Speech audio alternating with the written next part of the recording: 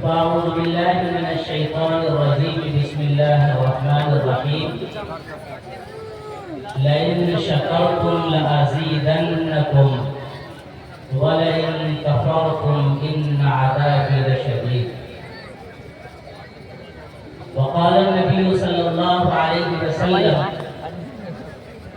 من حسن إسلام المرء تركه ما لا يعنيه او کما قال صلی اللہ علیہ وسلم۔ حمد و ثنا رب الجلال کے لیے اور درود و سلام آمنہ کے لال کے لیے۔ اللہ کا احسان ہے ایک عظیم جلسے میں ہم لوگ تشریف فرما ہے، قرآن و حدیث کی بات سننے کے لیے تشریف فرما ہے، اللہ کی یاد سے اپنے دل کو بسانے کے لیے یہاں پر آئے ہوئے ہیں، اور نبی پاک صلی اللہ علیہ وسلم کی وہ محبت جو صرف زبان تک نہ ہو بلکہ وہ محبت جو کلیجے کی گہرائی تک پہنچے اور انسان کو عمل پر آمادہ کرے، اس محبت کو یہاں پر سیکھنے کے لیے آئے۔ یاد رکھیے اللہ بادشاہ ہے، اللہ نے پورے جلال میں ایک بات کہی ہے، لئن شکرتم، اگر تم نے قدر کی، لازیدنکم، میں بادشاہ ہوں، میں بڑھا دوں گا، لیکن ولئن کفرتم، اگر تمہاری طرف سے ناشکری ہوئی، اگر تمہاری طرف سے ناقدری ہوئی، تو اللہ نے یہ نہیں فرمایا کہ میں گھٹا دوں گا یا نہیں دوں گا، بلکہ اللہ نے جلال میں کہا کہ سن لو ان عذابی لشدید، میرا عذاب انتہائی سخت ہے۔ لہذا آپ کو یہ غور کرنا چاہیے کہ قدر کس چیز کی ہونی چاہیے اور کس چیز کی کتنی قدر ہونی چاہیے۔ اگر اس کا اندازہ آپ کو نہیں ہے اور آپ کے کسی عمل سے کسی چیز کی ناقدری ہوتی ہے تو میں شاید کچھ نہ کر پاؤں، لیکن اللہ کا جلال کہتا ہے ان عذابی لشدید۔ علماء کرام جانتے ہیں کہ جب آپ نماز پڑھاتے ہیں، نماز کے اندر مقتدی کو لقمہ دینے کی جلدی اجازت نہیں ہے۔ ابھی رمضان مبارک گزرا ہے، بہت سارے لوگ انتظار میں رہتے ہیں کہیں بھولے کہ پھٹ سے لقمہ دے۔ علماء کرام نے منع کیا ہے لقمہ بے وجہ مت دو، اور سخت ضرورت ہے تو لقمہ دو ورنہ لقمہ مت دو۔ اس کی وجہ یہ ہے کہ امام کا کام یہ ہے کہ وہ جب اللہ اکبر کہے تو مقتدی اس کے ساتھ ساتھ اللہ اکبر کہے۔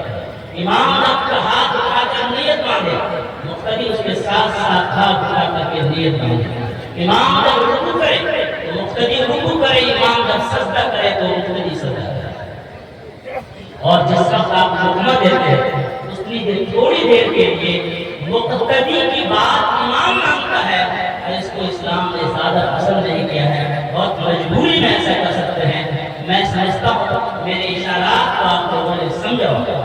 اگر مریض ڈاکٹر کے پاس جائے اور کہے یہ ڈبہ کے اندر بہت اچھا سیب اور انار کا فوٹو بنا ہوا ہے، یہ دوا کھلائیے اور یہ دوا دیجیے، اس مریض کا کبھی علاج ٹھیک سے نہیں ہو سکتا ہے۔ اس لیے میرے بھائیوں بڑے دل سے آپ کے دل تک یہ بات پہنچانا چاہتا ہوں کہ کڑوی باتوں کو برداشت کیجیے، کڑوی دواؤں کو، کڑوے بھوت کو پینے کی کوشش کیجیے جس سے ہمارا علاج ہو۔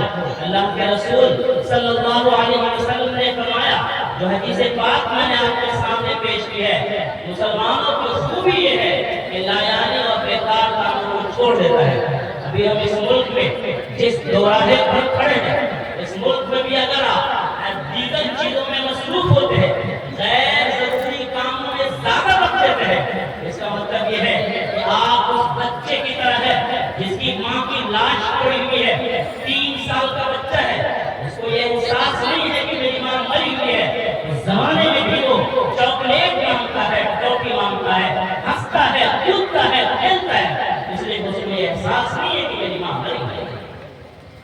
بھائیو ملک کے حالات جس دشا میں جا رہے ہیں، نوجوانوں اگر اپنے آپ کو آپ نے بیدار نہیں کیا، اگر اپنے آپ کو آپ نے سنجیدہ کاموں میں نہیں لگایا، اگر اپنے آپ کو آپ نے اس دشا میں اور اس راستے پہ نہیں لگایا، آپ نے اپنا راستہ علماء کرام سے پوچھنے کے بجائے آپ اپنی مرضی پر چلتے رہے، یاد رکھیے میرے بھائیوں یہ قوم جس طریقے سے دھکے کھا رہی ہے اس سے بھی زیادہ دھکے کھائے گی. اس لیے ہوش کے ناخن لینے کی ضرورت ہے. ملک جن حالات کی طرف جا رہا ہے، جب طوفان آئے تو اللہ تبارک تعالیٰ نے قرآن مجید میں ارشاد فرمایا وَاعْتَصِمُوا بِحَبْلِ اللَّهِ جَمِيعًا، سب کے سب اللہ کے رسی کو مضبوطی سے پکڑ لو. اور اللہ کے رسول صلی اللہ علیہ وسلم نے فرمایا القرآن وحبل اللہ المتین، قرآن اللہ کی مضبوط رسی ہے. اسی رسی کی طرف دعوت دینے کے لیے ہمارے بڑے سرپرست مربی محترم جناب حافظ القاری شفیق صاحب نے آپ کے دل تک دستک دی کہ اپنے دل کو اللہ کے کلام کی طرف متوجہ کریں. حضرت مولانا افضل امام فاروق ندوی صاحب جو الحمدللہ شہر کے بڑے بڑے لوگ ان سے متاثر ہیں، ان کی باتیں سنتے ہیں اور ان کی باتوں کو قدر کی نگاہ سے دیکھتے ہیں. حضرت مولانا افضل امام ندوی صاحب نے یہ کوشش کی کہ معاشرے کا جو نصف طبقہ ہے، جو ہماری خواتین ہیں جن کی گود سے انقلاب پیدا ہونے والا ہے، اس گود کو بھی صحیح ڈگر پر اور صحیح دشا میں لایا جائے. اور اس کے لیے حضرت مولانا افضل امام فاروق ندوی صاحب دامت برکاتہم نے یہ خواتین اور بچیوں کا یہ ادارہ قائم کیا ہے. اللہ کے رسول صلی اللہ علیہ وسلم جب غار حرا کے اندر سے قرآن مجید کی پہلی آیت کرتی ہے اقرأ بسم ربک الذی خلق، پڑھو اپنے رب کے نام سے جس نے پیدا کیا. محمد عربی صلی اللہ علیہ وسلم نے اقرأ بسم ربک الذی خلق کی آیت جو سب سے پہلے سنائی ہے کسی مرد کو نہیں بلکہ حضرت خدیجہ رضی اللہ تعالی عنہا کو سب سے پہلے سنائی ہے. لہذا ہم قرآن کی تعلیم سے اپنی بچیوں کو محروم نہ کریں. قرآن اس انداز میں اپنے بچوں کو سکھائے کہ اللہ کا عرش ہل جائے. قرآن اس دل سے ہماری بچیاں پڑھے کہ جب جب وہ قرآن مجید کی تلاوت کرے ان کی آنکھوں سے آنسو جاری ہو جائے. قرآن مجید کی تلاوت ہماری بچہ اس طرح کرے کہ اس کے رونگٹے کھڑے ہو جائے. علامہ اقبال رحمۃ اللہ علیہ قرآن مجید کی تلاوت کر رہے تھے، وہاں سے ان کے والد نگرانے گزرے اور کہا بیٹا کیا کر رہے ہو؟ علامہ اقبال نے کہا ابو قرآن مجید کی تلاوت کر رہا ہوں. دوسرے دن علامہ اقبال گزرے، کہا بیٹا کیا کر، علامہ اقبال کے ابو نے پوچھا بیٹا کیا کر رہے ہو؟ کہا ابو قرآن مجید کی تلاوت کر رہے ہیں. تیسری بار بھی یہی سوال کیا. علامہ اقبال نے کہا ابو آپ دیکھتے ہیں کہ میں قرآن مجید کی تلاوت کر رہا ہوں، پھر بار بار آپ یہ سوال کیوں کرتے ہیں؟ علامہ اقبال رحمۃ اللہ علیہ کے والد گرامی نے کہا بیٹا اس کو قرآن پڑھنا کہتے ہیں. قرآن کے انسان ایسے پڑھے کہ اس کے رونگٹے کھڑے ہو جائے. قرآن ایسا پڑھے کہ اس کا دل دہل جائے. قرآن ایسا پڑھے کہ ان کی آنکھوں سے آنسو جاری ہو جائے. تب علامہ اقبال نے وہ مشہور شعر کہا تیرے زمین پر جب تک نہ ہو نزول کتاب گرہ کشا ہے نہ راضی نہ صاحب کشاف. میرے محترم بھائیوں، بزرگوں اور دوستوں، رمضان مبارک کا مقدس مہینہ گزرا ہے. آپ قسم کھائیے کہ ہم قرآن مجید سے وہ محبت کریں گے جو قرآن مجید سے محبت کا حق ہے. اللہ نے فرمایا الذین یتلون آیاتی، اللہ کی آیت کی تلاوت کرتے ہیں حق تلاوت ہی، اللہ کی آیت کی تلاوت کا حق ادا کر دیتے ہیں. اور تلاوت پوری دنیا کی کتاب کو پڑھنے کو پڑھنا کہا جاتا ہے. قرآن مجید کے پڑھنے کو تلاوت کہا جاتا ہے. اس کا مطلب یہ ہے کہ قرآن مجید کے پیچھے پیچھے ہم کو چلنا ہے. قرآن مجید پڑھنا ہے تو ہمیں سمجھنا بھی ہے اور قرآن مجید پر ہمیں عمل بھی کرنا ہے. لہٰذا آج اس مجلس کو آپ قرآنی مجلس بنائیے. آپ اس مجلس کو آج نورانی، ایمانی اور روحانی مجلس بنائیے. دلوں کے اندر ایمان کی وہ گرمی اور وہ چنگاری پیدا کیجیے کہ دنیا کی آنکھوں میں آنکھیں ڈال کر کے آپ کہہ سکے تم ہم سے ہماری ہر چیز کا سودا کر سکتے ہو لیکن تم ہمارے ایمان کا سودا نہیں کر سکتے. میرے بھائیو، یہ اٹھ یا عزم جہاں کا اور ہی انداز ہے. مشرق و مغرب میں تیرے دور کا آغاز ہے. یہ جو حالات ہیں یہ حالات ہمارے ساتھ ہر دور میں رہے ہیں. مسلمان جس کے پاس اللہ کی طاقت ہو، جس کے پاس قرآن مجید جیسا پاور ہو، جس کے پاس محمد عربی صلی اللہ علیہ وسلم کی قیادت اور رہنمائی ہو، وہ انسان اگر کسی اور سے قیادت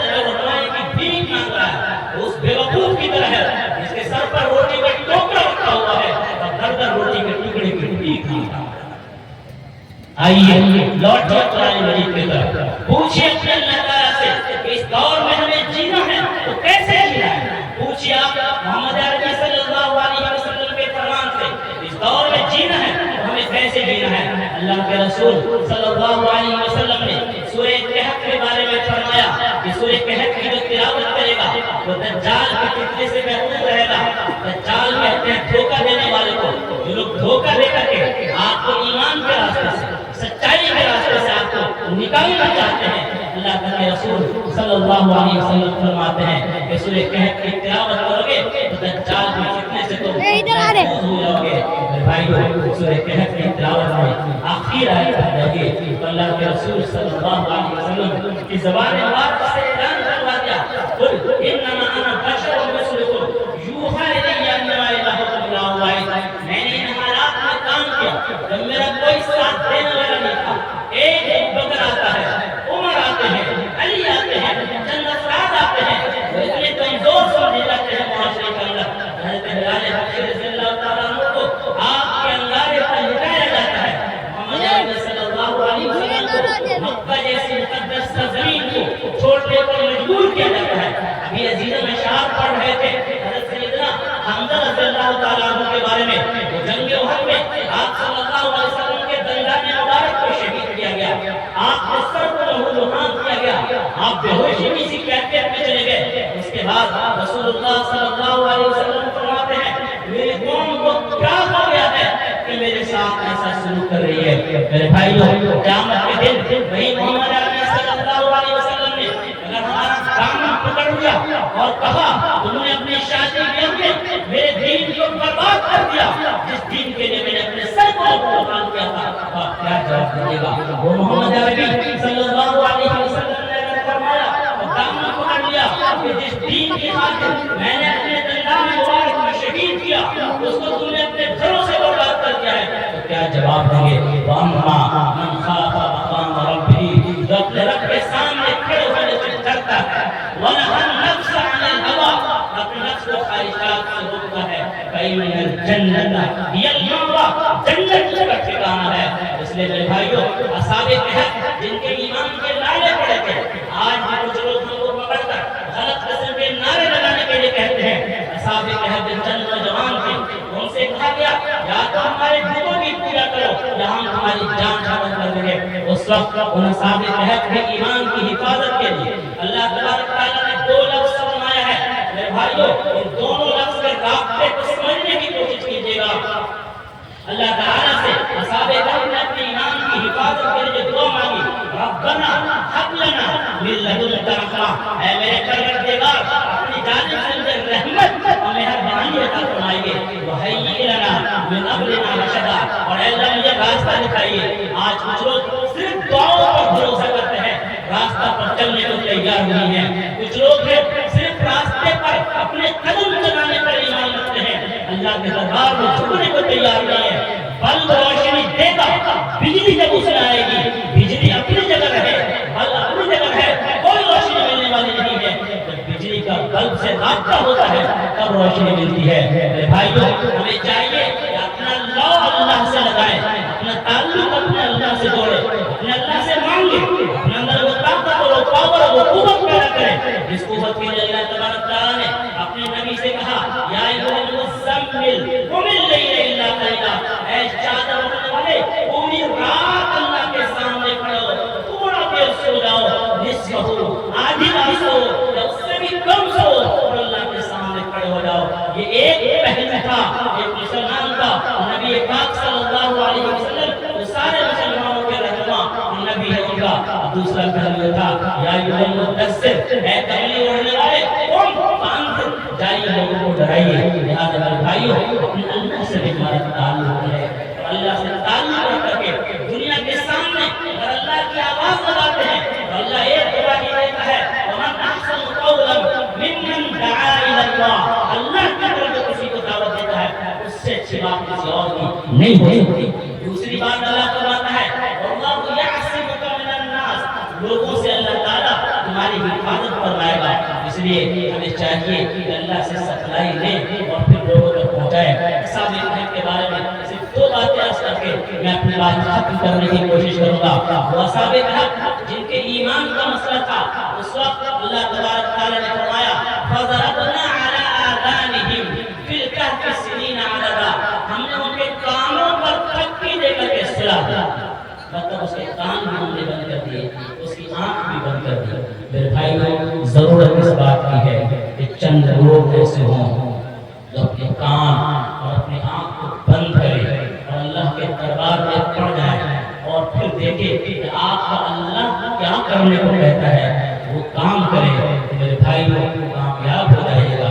لیکن یکسوئی کی دولت سے ہماری قوم بالکل محروم ہو چکی ہے۔ مسجد کے اندر بھی جا کر کے آپ لوگوں کو یکسوئی نہیں ملتی ہے، اور ہمارے جو بوڑھے بزرگ ہیں ان کی تو عجیب کیفیت ہے، ایک ہی خبر کو 5 چینل پر الگ الگ چینل چلا کے ایک ہی خبر کو سنتے ہیں اور ڈپریشن کے شکار بن گئے ہیں۔ میرے بھائیوں، حالات چاہے جتنے بگڑ جائے، ہمارے اللہ کی طاقت وہی ہے، اللہ کی قوت وہی ہے۔ جب تک قرآن مجید میں الرحمن الرحیم کا لفظ رہے گا تب تک اللہ ہم پر مہربان رہے گا۔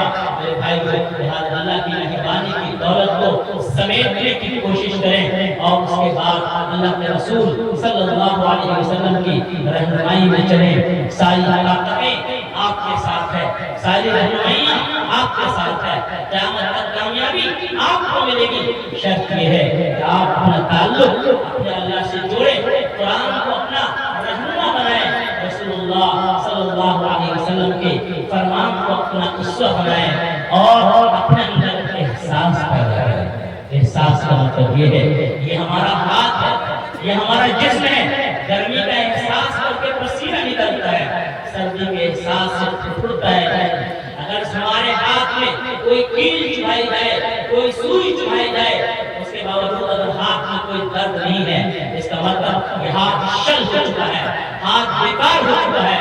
میرے بھائیوں، دنیا کے حالات کا اثر اگر آپ کی طبیعت پر نہیں ہوتا ہے تو یاد رکھیے آپ کی طبیعت شل ہو چکی ہے، اور اگر آپ کی طبیعت پر اثر تو ہوتا ہے لیکن آپ چلنے کے لیے تیار نہیں ہیں تو آپ کی ہمتیں کمزور ہو گئی ہے۔ اور وہ شعر مشہور آپ کو سنا ہوگا، چراغ مصطفی سے شرار بولہبی، یہ ہمیشہ ایک دوسرے سے ٹکراتے رہے ہیں، لیکن مصطفیٰ کا چراغ جلانے والا کبھی ہواؤں کی پرواہ نہیں کیا کرتا۔ لہٰذا اٹھیے، ہمت کے ساتھ اٹھیے، قرآن کو پڑھائیے اور بیکاری کو چھوڑ دیجیے، بے حسی کو چھوڑ دیجیے، لایانی اور بیکار کاموں میں پڑھنا بند کر دیجیے۔ اگر آپ کے پاس موت کے لیے چند لمحات باقی ہیں تو آپ بہت اہم اور قیمتی کام کیجیے گا۔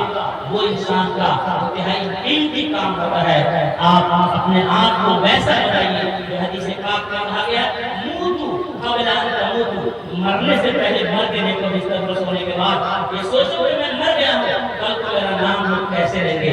یقیناً اگر آپ نے کوئی کارنامہ انجام دیا ہوگا، امت کے لیے آپ نے کچھ کیا ہوگا، اللہ کا رسول ہے، قرآن پڑھیے تو قرآن آپ کو بتائے گا۔ الزبد فيذهب جفاء، وہ جھاگ ہوگا وہ ہواؤں میں اڑ جائے گا، واما ما ينفع الناس، جو لوگوں کو نفع پہنچائے گا، فينبت في الارض، وہ زمین میں قائم رہے گا۔ لہٰذا اپنے اندر نافعیت پیدا کیجیے، محمد عربی صلی اللہ علیہ وسلم کا اخلاق اور کردار لے کر لوگوں کے پاس جائیے، جو آپ کو نہیں سمجھ پا رہا ہے ان کو کہیے کہ تمہیں مجھے سمجھنا ہوگا، تمہیں اسلامی نظام کو سمجھنا ہوگا۔ یاد رکھو، نفرت کی آگ کو نفرت کے شعلوں سے نہیں بجھایا جا سکتا، نفرت کے آگ کو محبت کے پانی سے بجھایا جا سکتا ہے۔ آپ ان کے قدموں میں گر کر کے کہیے میرے نبی کا میسج، میرے نبی کا پیغام ان کو سمجھنا ہوگا، احسان سے جیتا کرتے ہیں، اخلاق سے ہمارا کرتے ہیں پیارے نبی، وہ پیارے نبی ہر کام کو پیارا کرتے ہیں۔ نبی کا پیار، نبی کی محبت، نبی کا اخلاق، نبی کا اسوہ، نبی کا طریقہ یہ اپنائیے اور اس دل کے اندر نبی کی سچی محبت کی گرمی لے کر کے جس کے پاس جائیے گا بڑی سے بڑی زنجیر پگھل سکتی ہے نبی کی محبت کے سامنے۔ اس لیے میرے بھائیو، ہم کو جو کرنا ہے وہ ہم کریں، اللہ تعالیٰ ہمیں عمل کی توفیق نصیب فرمائے۔ وآخر دعوانا الحمدللہ رب العالمین۔